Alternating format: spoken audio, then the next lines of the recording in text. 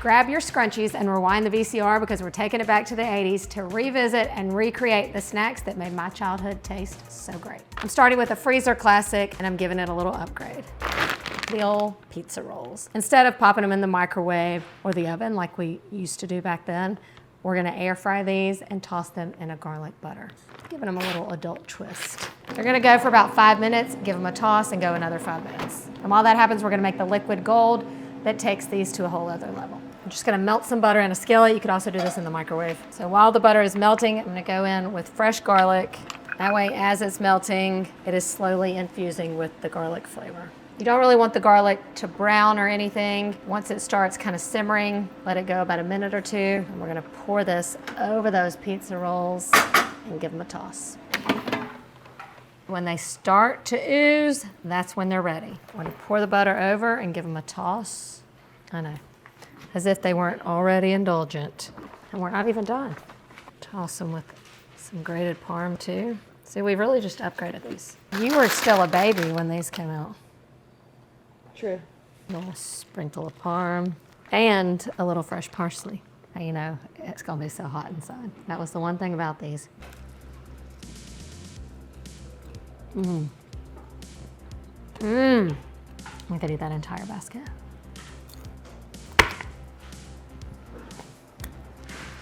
This was just an amazing invention. Preparing them like this makes them a million times better, although we know they were good just as is. If you haven't had a pizza roll in a while, this is the way to bring them back. This next one is one of my favorite breakfasts that also doubled as an after-school snack, so I would have maybe 2 a day. The toaster strudel. While there are different flavors of the toaster strudel, the cream cheese Danish, far superior. We're recreating these, which I did for a TikTok video a while back. And of course, it got rave reviews.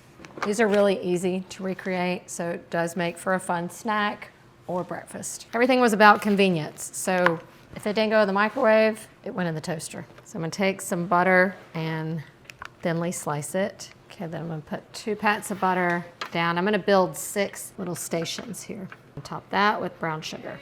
So when this starts to bake, that's gonna form a little bit of like a crust on the outside.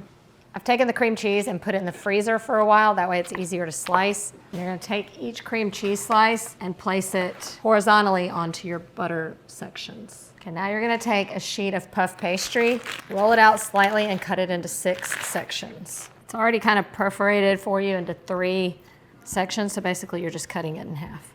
Place it over the filling and then press down the sides so that the filling stays in. Take a fork and crimp the edges. Final step is to brush the top with egg wash. This is gonna give it a shine and also kind of help it stick. Can you anticipate all the snacks that we still have left to do? Of course, I took a poll to see what everyone's favorite childhood snacks were. And when I say childhood, we are referring to the 80s. And you would think I'd get like a million answers, but everybody had like the same answers. So I know these are the most popular. These aren't gonna be, you know, as perfect as the factory made strudels. But when you take a bite into it, you will not care. To the oven we go, 400 degrees for about 15 or so minutes. Okay, hot and bubbly.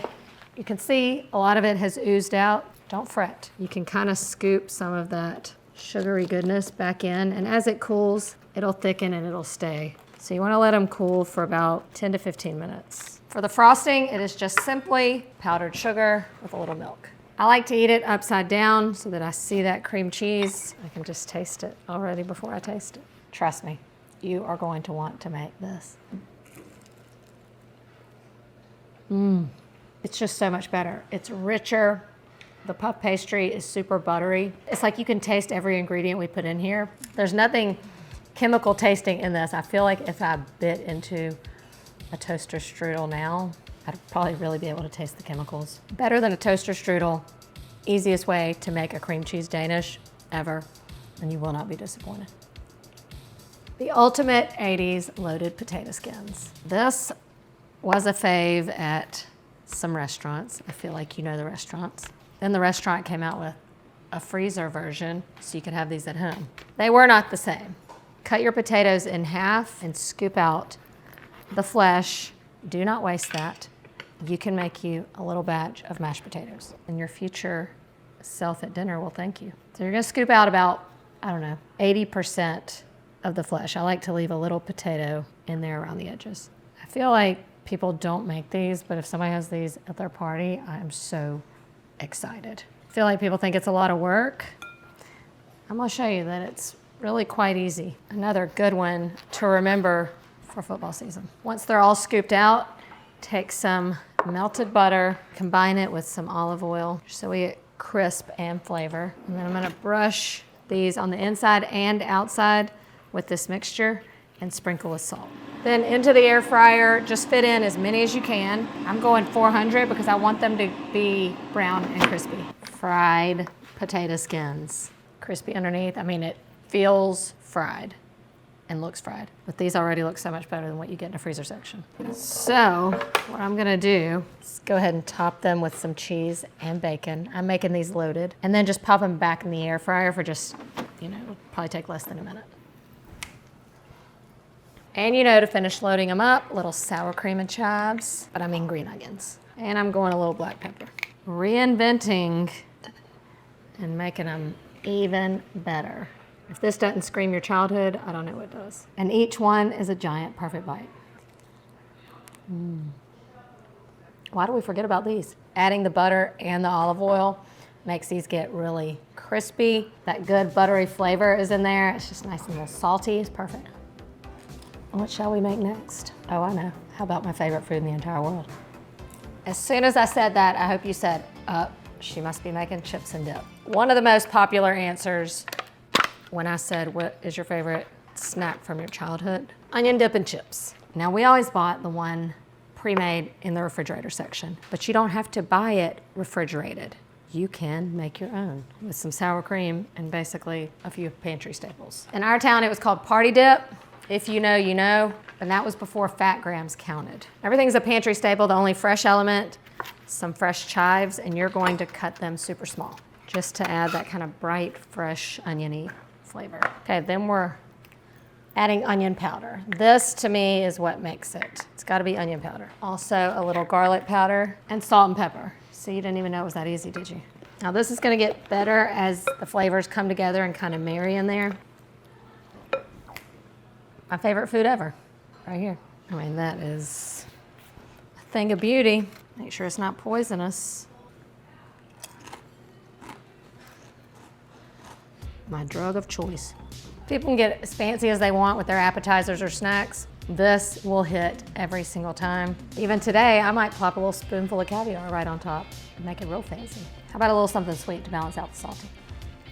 This snack I vowed to bring back for my kids this school year. The ultimate after-school snack or breakfast, cinnamon sugar toast. Hello, yes. Did anyone have this for your cinnamon sugar? I feel a little neglected because I did not have this, but this is my boss's sugar and cinnamon from when he was a kid. Now, this is not the same cinnamon sugar since he was a kid, but the same container. And his mom just keeps refilling it. How sweet is that? This is how my mom used to make it. It's all the same, but I feel like some people made it differently. Tell you what somebody did was toast the bread and then spread butter and sugar cinnamon on it. Absolutely not. That is not the way. Now, my mom used to slice the butter, obviously, and would just put the pats of butter on here and sprinkle the cinnamon sugar, and then the butter would never really spread to the edges of the bread. I will not deprive my kids like that. I'm gonna make sure every inch of bread has butter on it. Hey, Natalie. Yeah. Did you have cinnamon toast as a kid, or is that before your time? No, every day. Every day. See? For breakfast. See, guys?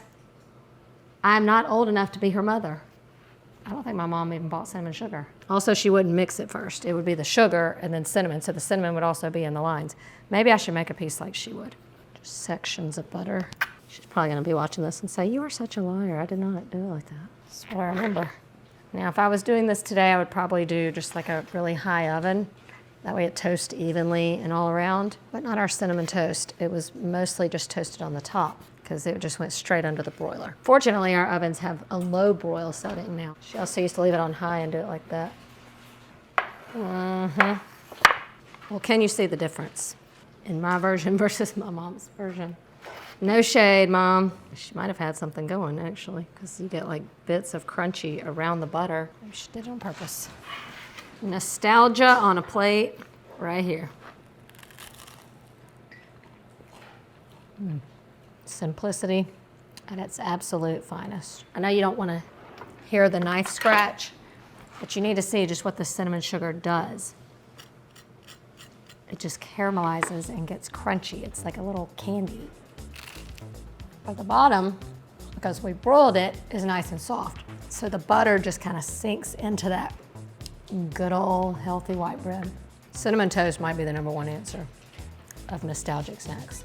Another sweet treat and my favorite popsicle from my childhood, the Jell-O pudding pop. You know the one I'm talking about.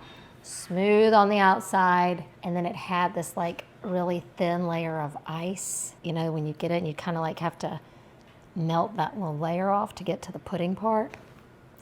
Why don't they make those anymore? Tell me why. Although I realized how easy they are to make. If they taste as good as I remember, then I will be making these for my kids.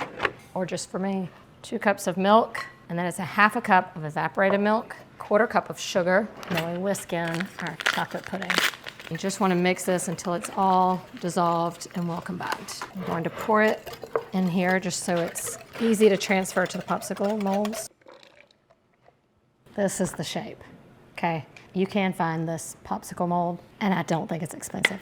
Popped in the sticks to the freezer, but lucky for you, I did one yesterday. Let's see how we did.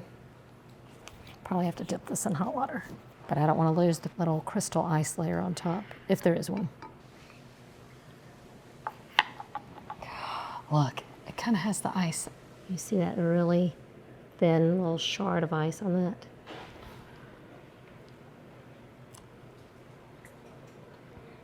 Oh my gosh. It's just like a fudge pop. If you love fudge pops, you can make your own at home this easy. The Jell-O pudding pop has been reincarnated. It's really making me wish I would have swirled in some vanilla. I will be doing that next time. I'll be bringing these home. My son is going to love them. Any ideas as to what we're making now? Bagel bites, baby. Now this was for sure, my brothers could inhale these things. Bagel, sauce, cheese, you know the drill. But I think people forget they make little mini bagels. Now, if you got the ones from the freezer section, this is what your cheese would look like. See, you can put your own cheese on there. When you make your own, you can do whatever you want. And then little mini pepperonis. The little bits of pepperoni is what used to be on them. Now they have these little mini pepperonis, which are perfect. And then we just bake them. 425 degrees for just about 10 minutes. Ooey, gooey, bubbly, and toasty and crispy. Like everything else so far, kind of looks better than the original. When it comes time to eat them, I'm giving a little ode to my brother here. This was his combo for everything pizza. Ranch and hot sauce, and not just any hot sauce. This is the one. A little crispy on the bottom, how I like my pizza crust. To be young again when calories didn't matter. When I was making this, I sort of thought, what's the big deal? It's gonna taste exactly like what came in the freezer section. It does, but it's better. Everything so far has just been a little bit better. Bagel bites is a 10 out of 10 snack. Another top answer of popular childhood snacks, nachos. I'm gonna do my mom's nachos, which 3 or 4 ingredients. She would break this out, actually still breaks this out on game days. Chips, chili from a can, which I'm not mad at, okay? And you shouldn't be either. I love nachos so much. Sometimes they're over the top nachos, fully loaded, and sometimes they're like this, almost a ballpark nacho, but a little better. My mom would use this as the cheese sauce, okay? It's soup, cheddar cheese soup. I tried using this a little while back, and it just didn't feel the same. I feel like as time's gone on, they've come out with, some more gourmet options. So now I choose that. So this is my upgrade. I wouldn't feel right making my own cheese sauce, okay? Something about this kind of stuff just hits. Grown-up me would probably throw on some shredded cheese too, but that would be so 2000s. I wouldn't want to disappoint my kids. They'll be like, Mom, is this the way people ate in the 1900s? Yes. Just takes about 8 to 10 minutes. You wanna go high oven. Then while it's hot, go on with your jalapenos. Ta-da, Mom's nachos. The best one is kind of after it sits for a while and gets a little bit soggy. The jalapenos make it. It's the 80s, baby.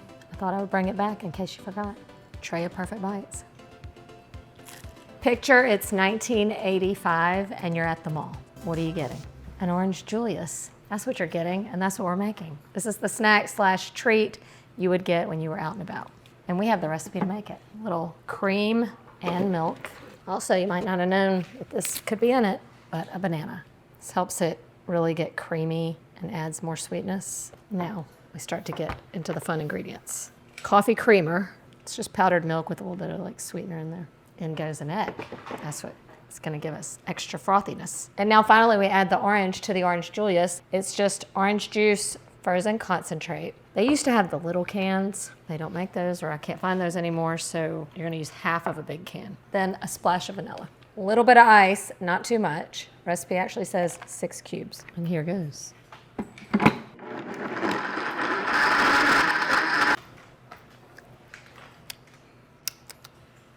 I forgot something.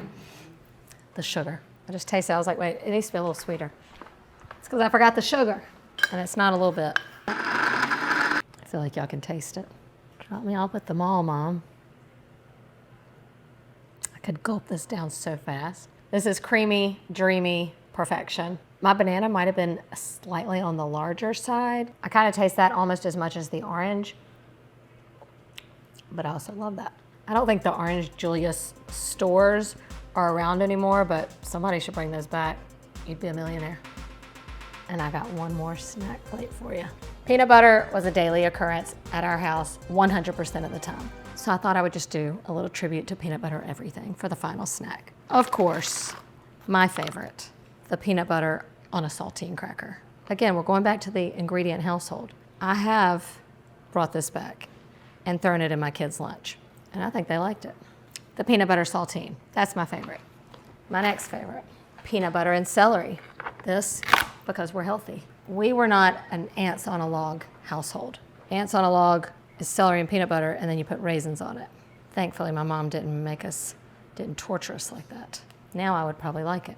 And of course, you know about peanut butter and banana. My son does have this on a weekly basis. I know you've had apples and peanut butter, but this, I feel like this was my mom's creation that nobody else did. But let me know if your mom did this. First of all, has to be a red delicious apple, which, in case you haven't tried to find these, they're not very popular. We didn't have apple cores. So she would take a knife and run it around the core and just kind of scoop it out. I feel like I would like to confess right now that I don't even own an apple core. I usually just cut the sides off my apple and just cut around the core. But for this snack, you gotta have the whole apple hollowed out. And then you just fill it with peanut butter. So then you don't have to like peanut butter every slice or dip the slices in. You now have a peanut butter filled donut. Not, just try to trick yourself. A peanut butter filled apple. Now this is how we had our apples and peanut butter. I feel like you'd have to get your apple in before you'd really get to the peanut butter. I don't know how to eat this anymore. It's a whole different experience. I know you're like, Nicole, you could have given us, a more intense recipe. I've given you 9, and I might have saved number 10, the best for last. This treat, along with the other 9, have taken me on the best trip down memory lane, and I hope you felt the same way. Tubular, totally tubular.